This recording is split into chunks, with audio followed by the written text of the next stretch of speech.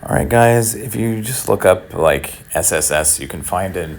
It's a 6-star rank 1 Juggernaut, so it's not the easiest, but it was something that I found quickly. If you use a Saga attacker or defender, then you can fight him 3 times, and it's an easy way to grab the objective for the Magnetron Crystal and a little bit of T4 Alpha. So you just go in, do the fight 3 times.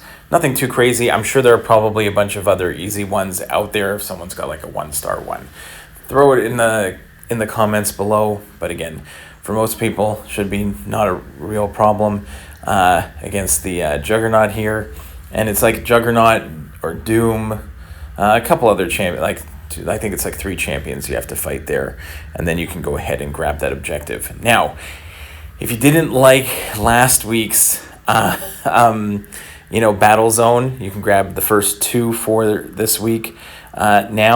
If you didn't like last week, you might not like this week with the Enchantress. She is a little bit annoying. You can also grab your Tank Buster reward for the week, which is some primordial dust.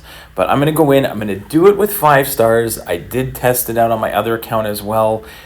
So I will tell you the champions that I did face on this pack. I did face another version of the map with completely different champions. So I'll let you know which ones were there. And double check your Mysterium before you go in, because you get like 6,750 Mysterium. So you want to make sure you go ahead. And I think I went into the Trader's Outpost, just grabbed the Valiant bundles because it refreshes today, and grab a couple, grab some catalysts, and then go back in. So the previous fight here was Loki, which is obviously a lot easier than Dormammu, and here you have to still put debuffs on, which is kind of annoying with Dormammu because he has a couple immunities. So I ended up going with, I just looked at what Saga champions I had. Again, you only have to beat Enchantress with a Saga champion. You don't have to choose Saga champions for the entire run, but I figured what the heck, I might as well give myself 3 options for Enchantress. So I went with Stark in Hand Spider-Man, Blade, and Spider-Ham here, some 5 stars that I had ranked up on the account. And this first one here against Loki is way easier. Just bring in anybody. I think I did it with Scorpion, someone who puts on debuffs. Made it really easy. At least I had Spider-Ham on the team here that has resistance to degen. I could have used probably Blade because he is like a dimensional being, and actually Blade's going to come in handy on the second fight, and I didn't even really plan it out. It just kind of worked that way. But again, if you put the debuffs on, really nothing too crazy on this first fight. You're just not going to be doing damage unless you have debuffs on him, so make sure that you have that. At least you can put something on, whether it's parries or I guess it's any other, not really parries, but anything else that you can put on. So here at least he puts on the taunts and the power stings. So we're able to slowly get him down. If you do hit into his block, you are going to get those concussions on you, which is going to make it difficult to potentially get your parries to stick. So that is just something else to look out for on this one, but not too bad. The second fight was Juggernaut the other time, and the other fight has this fight has breakneck speed, where you're putting on a bunch of, every time you get a hit, it puts a charge on you, and you throw a special to put them back onto the opponent, and then when they expire, they do damage. But because I used Blade, who has his danger sense, he actually completely shut down Rintra altogether in this fight, where I didn't even really have to worry about. You can see I get that breakneck speed on or whiplashes on the top left there. So then when I throw a special, normally they should go on to Rintra, but because of the danger sense, it completely screwed up the node. So occasionally I get a whiplash on myself, but I'm not even able to transfer them onto Rintra, which is how you would kind of nuke him down normally with anybody else. but the danger sense, kind of similar to Magneto's magnetism, is completely messing up the entire node, but also makes it so Rintrah is not gaining any of his usual charges. So normally you have to continuously knock down Rintrah so that he doesn't get up to 10 charges, and you don't want to hit him up against the wall when he has 10 charges, or he is going to go unstoppable, which can be very annoying. But here, pretty much everything Blade completely shut it down. There is a I think like a falter also to look out for, but for the most part, even when I used a Stark Enhanced Spider-Man against Juggernaut, and he wrecked him way faster than even this fight. So, and that was a 5-star as well. So, this fight, not too bad at all. And again, against Juggernaut was pretty easy. I'd say probably much easier than Rintrah, less to look out for. Okay, the next fight, this one ended up being a Mangog. The other champion that I fought here was Doom. Doom obviously is probably a bit more of a difficult champion than Mangog, but Mangog, you have to be aware of his hatred charges. Here, if you parry, every time you parry, you get a falter charge. If you get 4 of them, you're going to get faltered. If you hit into his block, you remove those falter charges, and you're not going to trigger that like falter at 4. So like it'll go, but you can bring it back down to 0. Here with Stark Enhanced Spider-Man, I just decided to build up my poise charges here. But you're going to see if I parry, then I am going to... what am I going to do? If I parry, there's my falter charge, and then what's it called? I'm also going to, if I have 2 of them, if I hit into his block, I remove it. So I'm just being, it's not too bad here with a Mangog. The other champion that I did fight, because I might have done 2 runs. I also fought a Dragon Man here.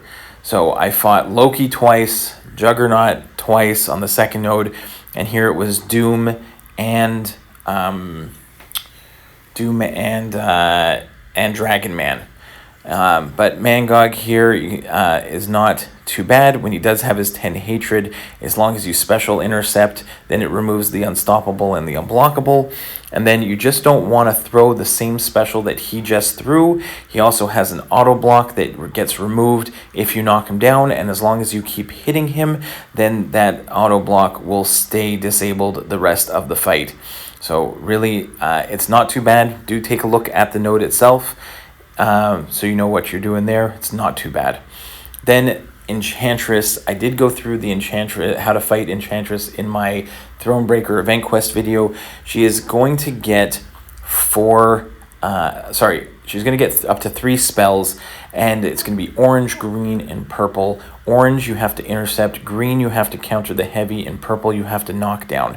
So at the beginning of the fight here, there's the green, where she gets the untouchable as well, and I'm trying to, you see, I counter the heavy attack, removes the green spell. And now I have to get an intercept, which I do, removes the orange spell. Now when she throws a special 1, she is going to gain more spells, but she's not going to get any of that reflected damage. And the other thing is, there is a chance that even through the block that she can put a debuff on you, and that can just be very frustrating. But here again, she got the green charge and the purple.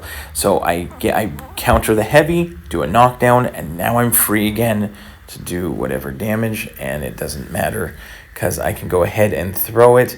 And I think what ends up happening is I'm still not doing a ton of damage here. I go for another special 1. See if I get some get some damage from the power stings, but she procs an incinerate, a shock, and a cold snap on me through the block, and that was it for me. So I'm not perfect at evading it completely. I was kind of relying on Spider-Ham to like evade for me. Also, if you do block it, you do get a bulwark on this node, which is going to help reduce your damage. But again, same thing here. I had to bait a heavy and then get an intercept in order to get any damage in. So we're doing all right here, even with a 5-star blade. She's not a dimensional being, but here you can see I'm going to block and then try to evade the last bit of that special one and avoid getting hit with any extra damage. So there, I counter the heavy attack, we get the knockdown, and again, I get a free opening to do as much damage as I can before her next special one, where she's going to put on, or she's going to get spells again. So here, I try to block, and it's good, because Blade can actually heal back a little bit while you're taking that damage, or while you're blocking, right? You can regenerate up to 70% of your health based on the power that you have. You know, sacrifice some power for some health. Now again, here I get the knockdown, remove all the spells, but I think on this one there, I don't move away and I get a shock and a cold snap, so I'm kind of stuck here.